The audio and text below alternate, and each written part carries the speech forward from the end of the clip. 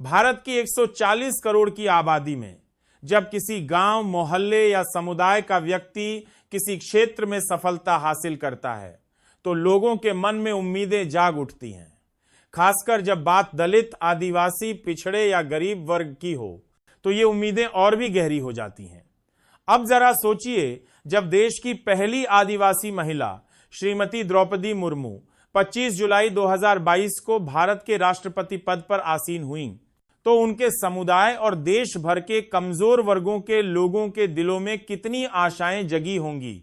विशेष रूप से उनके गृह राज्य ओडिशा के लोगों में यह विश्वास जगा होगा कि अब उनके समाज का कोई व्यक्ति देश के सर्वोच्च पद पर है तो समाज का भला होगा, भेदभाव कम होगा, उत्पीड़न में कमी आएगी और सामाजिक आर्थिक सुरक्षा के साथ आगे बढ़ने के अवसर मिलेंगे।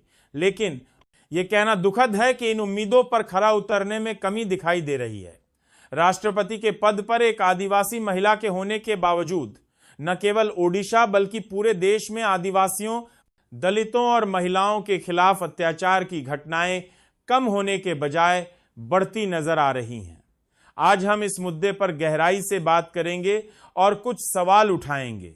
राष्ट्रपति द्रौपदी मुर्मू के कार्यकाल शुरू होने के बाद से ओडिशा और देश के अन्य हिस्सों से आदिवासियों और दलितों के खिलाफ अत्याचार की कई दिल दहलाने वाली घटनाएं सामने आई हैं।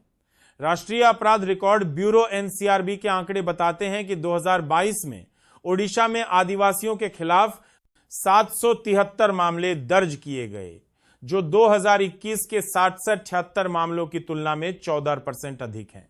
इनमें आदिवासी महिलाओं के खिलाफ 1,07,347 दुष्कर्म और 1022 हमले के मामले शामिल हैं। यह केवल उन घटनाओं का आंकड़ा है जो दर्ज हो पाए। कितनी ही घटनाएं ऐसी होंगी जो पुलिस तक नहीं पहुंची।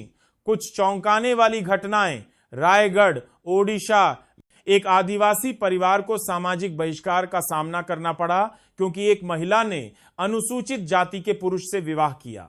मानवाधिकार आयोग को इस मामले में हस्तक्षेप करना पड़ा। क्योंझर, ओडिशा, एक 17 वर्षीय आदिवासी लड़की के साथ दुष्कर्म और हत्या की घटना ने समाज को झकझोर दिया।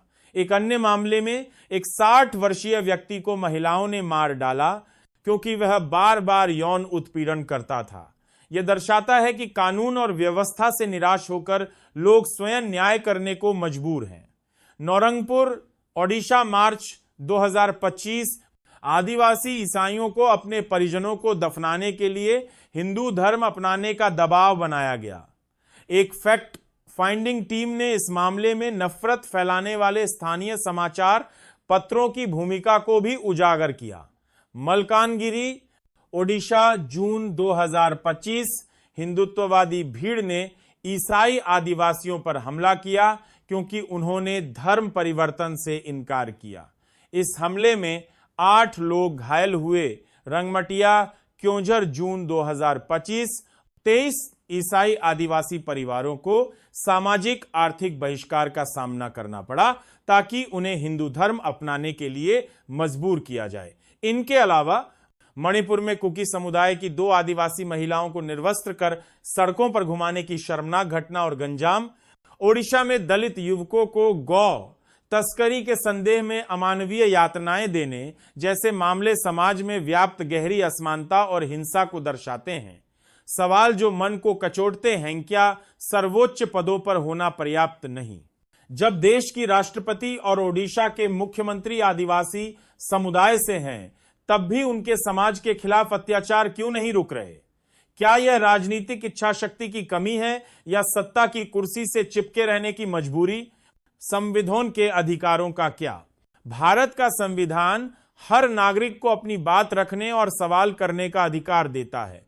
फिर भी अल्पसंख्यक समुदाय जैसे मुसलमान जो वक्फ संशोधन विधेयक पर राष्ट्रपति से मुलाकात की गुहार लगा रहे थे, उनकी बात क्यों नहीं सुनी गई?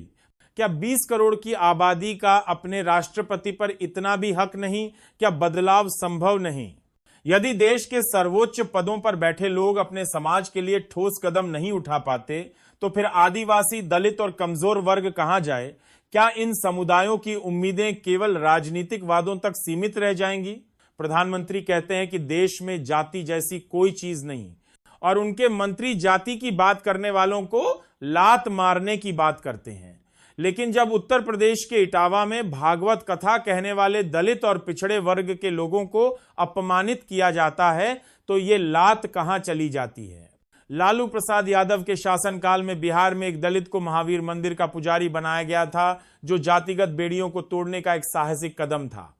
लेकिन आज भी बिहार, उत्तर प्रदेश, मध्य प्रदेश और ओडिशा जैसे राज्यों में जातिगत हिंसा और भेदभाव की घटनाएं रुकने का नाम नहीं ले रही हैं। क्या यह सब इसलिए है क्योंकि सत्ता कुछ खास हाथों में केंद्रित हो रही है, जैसा कि प्रोफेसर कमलेश वर्मा ने अपने लेख में लिखा? मणिपुर में पिछले 25 महीनों से हिंसा का दौर जारी है।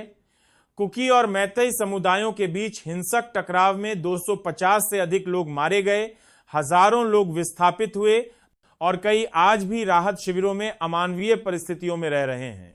राष्ट्रपति शासन के बावजूद वहां शांति स्थापित नहीं हो पाई। क्या यह दर्शाता नहीं कि सत्ता के उच्च पदों पर बैठे लोग अपने समाज के लिए आवाज उठाने में असमर्थ हैं? देश का मुख्यधारा का मीडिया, जिसे गोदी मीडिया कहा जाता है, इन मुद्दों पर सवाल उठाने से बचता है। यदि यह मीडिया अपनी जिम्मेदारी निभाए तो शायद हालात इतने बदतर न हों। लेकिन जब सच्चाई को दबाया जाता है और दुष्प्रचार को बढ़ावा दिया जाता है तो समाज में बदलाव की उम्मीदें और कमजोर पड़ जाती हैं। हमारा देश संविधान से चलता है और यह संविधान हमें सवाल करने का हक देता है। यदि आप इन मुद्दों पर जागरूकता फैलाना चाहते हैं तो इस संदेश को अधिक से अधिक लोगों तक पहुंचाएं। अपने विचार कमेंट बॉक्स में जरूर साझा करें। क्या आप मानते हैं कि इन समस्याओं का समाधान संभव है? यदि हां, तो क्या उपाय हो सकते हैं? आइए मिलकर एक ऐसे समाज की दिशा में काम करें जहां हर व्यक्ति को बिना भेदभाव के सम्मान और सुरक्षा मिले। अपने समुदाय, अपने देश के लिए आवाज उठाएं, क्योंकि बदलाव तभी आएगा जब हम चुप्पी तोड़ेंगे।